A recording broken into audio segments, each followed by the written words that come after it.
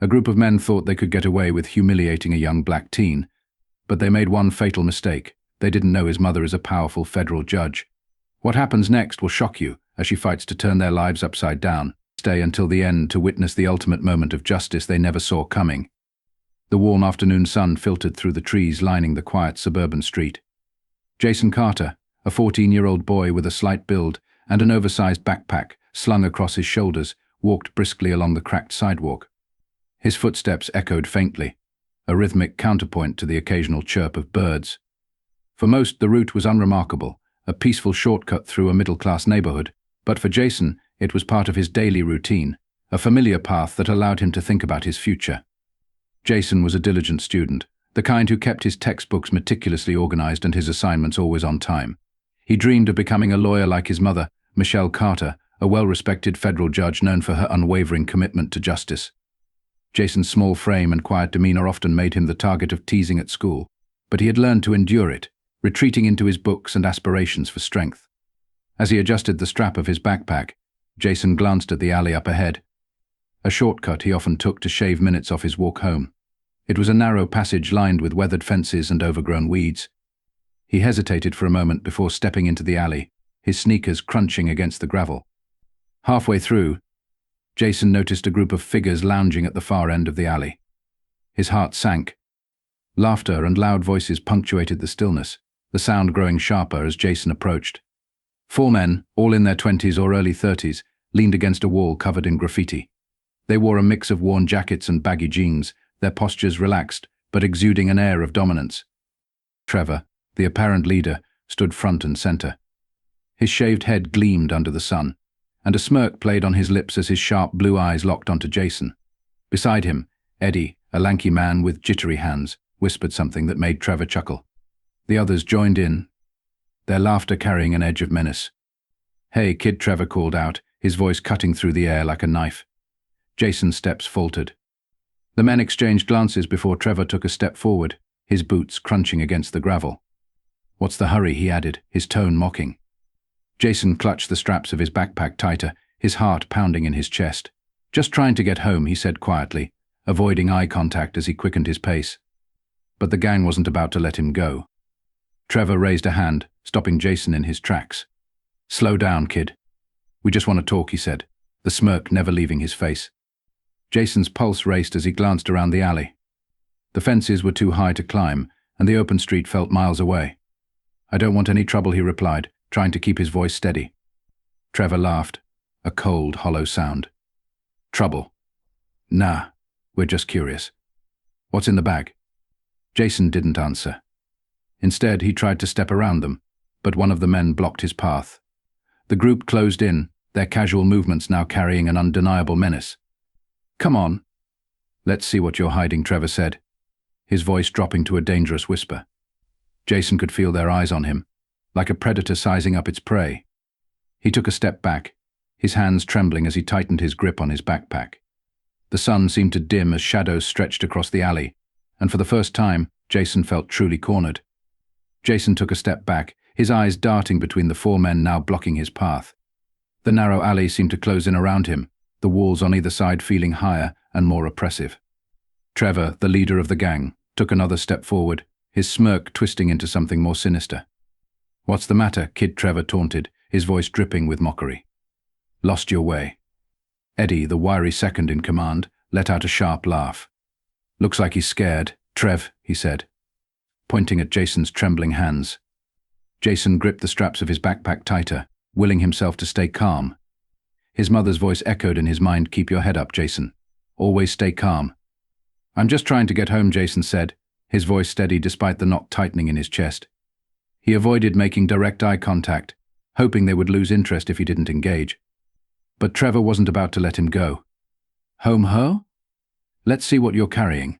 Maybe you got something more interesting than math homework in there," he said, reaching out for Jason's backpack. Jason flinched, pulling the bag closer to his chest. "Please, I don't want any trouble," he said, his voice barely above a whisper. Trevor's smirk faded, replaced by a cold glare. "Trouble? Who said anything about trouble?" he said, stepping closer until he was just inches away from Jason. "I just want to see what you're hiding." The other men moved in, forming a tight semicircle around Jason.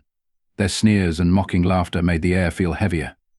"Why are you holding that bag so tight?" Eddie chimed in. "What's in it, huh?" "Something you stole." Jason shook his head, his voice trembling. "It's just my books." "Books?" Trevor mocked, his tone incredulous. "You hear that, boys? We got ourselves a little bookworm."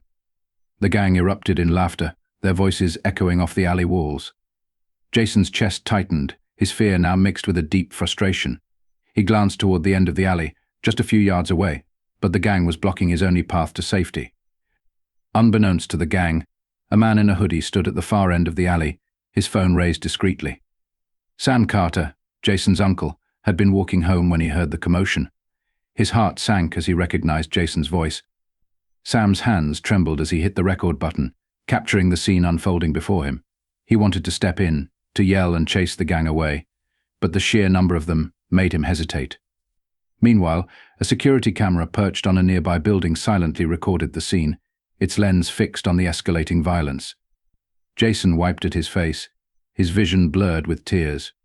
He looked up at Trevor, his voice barely audible. "Please, just let me go." Trevor crouched down to Jason's level, his smirk widening. "Oh, what's the matter?" "Gonna cry for Mummy." The gang howled with laughter, their voices filled with cruel delight. They didn't notice Sam, who was now dialing 911 with his free hand, his phone still recording. As the gang continued to jeer, Jason closed his eyes, drawing on every ounce of courage he had left. "You're going to regret this," he said quietly, his voice steady despite the lump in his throat. The gang froze for a moment, their laughter dying down. Trevor's smirk faded as he leaned in closer. "What did you just say?" Jason opened his eyes, meeting Trevor's glare with a newfound resolve. "I said, you're going to regret this." Trevor straightened up, his expression hardening. "Big words for a little kid," he said. "Let's see if you're still so brave after we're done with you." At that moment, distant sirens began to wail, faint but growing louder. The gang exchanged uneasy glances, their confidence wavering for the first time. "Who called the cops?" Eddie hissed, his voice tinged with panic. Trevor's smirk returned, but it was forced. "Relax. We're just having some fun. They won't do anything." But the tension in the air was palpable, and even Trevor couldn't hide his unease. Jason sat on the ground, his breathing steadying as he realized the tables were beginning to turn. The house was quiet when Jason stepped through the front door, his legs trembling beneath him. The bruises on his arms and the sting of scraped knees didn't hurt as much as the humiliation he had just endured. He dropped his battered backpack by the door, its torn strap hanging loosely, and wiped at his face with a shaky hand. Jason, his mother's voice carried from the living room, warm but tinged with concern. Jason froze. He didn't want her to see him like this, but before he could retreat to his room, Michelle Carter appeared in the hallway. Her sharp eyes, framed by her sleek glasses, immediately locked onto the disheveled state of her son. "Jason," she said again, this time in a tone that brooked no evasion. "What happened?" Jason lowered his gaze, his voice barely above a whisper. "Nothing, Mum. I just tripped." Michelle stepped closer, gently tilting his chin up to examine his face. Her expression, initially soft with worry, hardened into something far more resolute as she took in the faint bruises and the tear-streaked tracks on his cheeks. "This isn't from a fall," she said firmly. "Talk to me, Jason. Who did this?" Tears welled up in his eyes again as the memories of the gang's laughter and taunts came rushing back. "It was some guys," he admitted, his voice cracking. "They followed me in the alley. They took my stuff, and—" Michelle's jaw tightened, and her nostrils flared as she listened. She didn't interrupt, letting Jason recount the details at his own pace. By the time he finished, her hands were balled into fists, her normally composed demeanor replaced with a fiery determination. Michelle guided Jason to the kitchen table, where she placed an ice pack on his bruises and sat beside him. "Listen to me," she said, her voice calm but steely. "You did nothing wrong. Do you understand that?" Jason nodded weakly. "I'm going to take care of this," she continued. "Those men will not get away with what they did to you." Jason looked up at her, a flicker of hope in his eyes. "But how?" "They didn't care, Mum. They laughed the whole time." "They'll care now," Michelle replied, standing abruptly. She grabbed her phone and began making calls, her words clipped and precise as she spoke to the police, a close colleague in the DA's office, and even the local news station. Within hours, the wheels of justice were in motion. The security camera footage from the alley had been obtained, and Sam's recording provided additional evidence of the gang's actions. Michelle's reputation as a federal judge lent immediate weight to the case, ensuring that law enforcement took it seriously. Meanwhile, in a dingy apartment across town, Trevor lounged on a torn couch, flipping through his phone with a smug grin. Eddie sat nearby, nervously fidgeting with a cigarette. "Man, you should have seen the look on that kid's face," Trevor said, laughing. "Bet he won't be walking down our alley again anytime soon." Eddie gave a weak chuckle, but his nerves were evident. "Yeah, but you think he'll tell anyone?" Trevor waved him off. "What's he gonna do? He's just a scared little punk." But their smug confidence shattered when Eddie's phone buzzed with a notification. He tapped the screen, his eyes widening as he read the headline. Federal judge's son attacked in alleged hate crime, police launch investigation. Eddie stammered, holding out his phone. "You got to see this." Trevor snatched the phone, his grin vanishing as he read the article. A picture of Jason, taken by the news crew outside his home, stared back at him. Below the image was a quote from Michelle Carter, condemning the gang's actions and vowing to seek justice. She's a judge," one of the other gang members muttered, his face pale. Trevor clenched his jaw, his mind racing. "This is just talk," he said, though his voice lacked its usual bravado. "She's trying to scare us." But even as he spoke, the unease in the room grew palpable. The gang exchanged nervous glances, their earlier arrogance replaced by a dawning realization of the consequences they now faced. Over the next few days, the case dominated local news. Video footage of the gang's attack, combined with Michelle's powerful public statements, sparked outrage across the community. Protesters gathered outside the courthouse, holding signs demanding justice for Jason. Inside her office, Michelle worked tirelessly, coordinating with law enforcement to ensure the gang was apprehended. "We have them on assault, harassment, and theft," she told the lead detective. "Let's make sure we get an airtight case." One by one, the gang members were arrested. Trevor's smirk was long gone as he was handcuffed and led into the station, flanked by reporters shouting questions. Eddie, visibly shaken, refused to meet anyone's gaze as he was taken in. The community's response was swift and unforgiving. Employers severed ties with the gang members, neighbors ostracized their families, and their faces became synonymous with shame and hatred.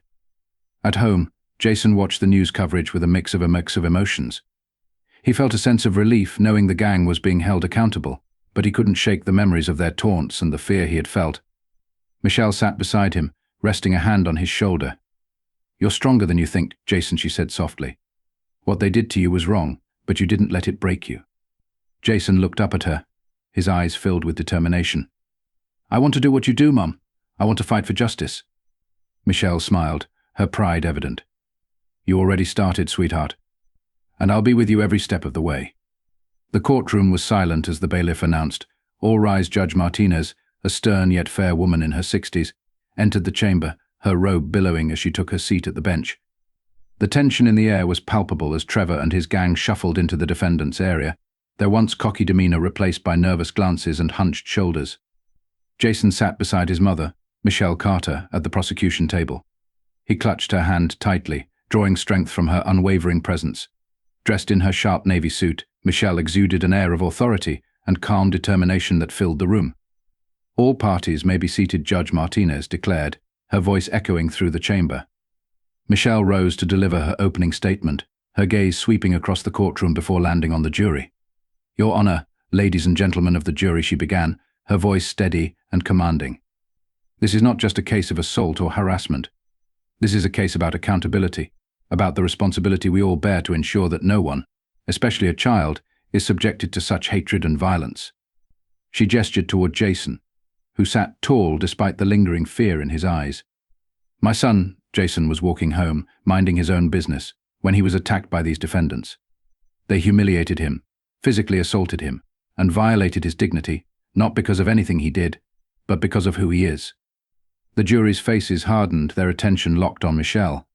Even the judge leaned forward slightly, her expression grave. Michelle continued, her tone unwavering. "This is about more than one boy's story. It's about sending a message that prejudice and hate have no place in our society. We must stand together to ensure that justice is not just an ideal, but a reality for every single person." The courtroom was silent as Michelle returned to her seat, her head held high. Jason glanced at her, a flicker of pride breaking through his nerves. When Jason took the stand, the weight of the moment pressed heavily on his shoulders. The courtroom seemed to blur as he faced the defendants, their faces a mix of defiance and regret. Jason, Michelle said gently, standing a few feet away from the witness stand, "Can you tell us what happened that day?" Jason nodded, swallowing hard. "I was walking home from school. I took the shortcut through the alley, like I always do. That's when I saw them." He described the events with a quiet clarity that filled the room. His voice trembled at times, but he never wavered. "They surrounded me, took my backpack. They laughed at me. They pushed me." As he recounted the details, the jury members exchanged glances, their expressions a mix of empathy and outrage. "And how did you feel in that moment?" Michelle asked. Jason hesitated, his hands gripping the edges of the witness stand. "I felt small," he admitted, "like I didn't matter, but I told them they'd regret it, because I knew my mom would fight for me." Michelle's eyes softened, but her composure remained firm. "And that's why we're here, Jason, to fight for what's right." Jason's testimony ended with a ripple of murmurs among the spectators, the emotional impact of his words resonating throughout the courtroom. The prosecution presented the video evidence from Sam and the security camera, showing the gang's actions in stark detail. The jury watched intently as the footage played, the gang's taunts and violence on full display. But when the time came for the verdict, the room was tense with anticipation. Judge Martinez's voice broke the silence. "The jury finds the defendants guilty on all counts." Relief washed over Jason as the gavel struck. The gang members exchanged panicked looks, their previous arrogance shattered. Trevor tried to argue, his voice rising in desperation, but the bailiff escorted him out before he could disrupt the proceedings further. As the gang faced their sentences, community service, fines and probation, Michelle stood tall, her mission accomplished. Later that evening, Jason and Michelle sat together on their front porch. The cool breeze rustled the leaves, and the quiet hum of the neighborhood felt like a world away from the tension of the courtroom. Jason looked up at his mother, his voice soft. "Do you think they'll ever understand what they did? Why it was wrong?" Michelle placed a reassuring hand on his shoulder. "Maybe, maybe not. But what matters is that you stood up for yourself, Jason, and that you showed the world that hate doesn't win." Jason nodded, a small smile breaking through his serious expression. "I'm glad you were there. I don't think I could have done it without you." Michelle's gaze softened, her voice filled with pride. "You could have. You're stronger than you know. But I'll always be here to back you up." Jason sat quietly for a moment before speaking again. "I want to help people, Mum. Like you do. I want to make things better." Michelle smiled, pulling him into a gentle embrace. "And you will. One step at a time." This story shows the power of resilience and standing up against injustice. If you believe in fighting for what's right, don't forget to like, share, and subscribe for more inspiring stories like this. What would you do if you or someone you loved faced a situation like this? Let us know your thoughts in the comments below.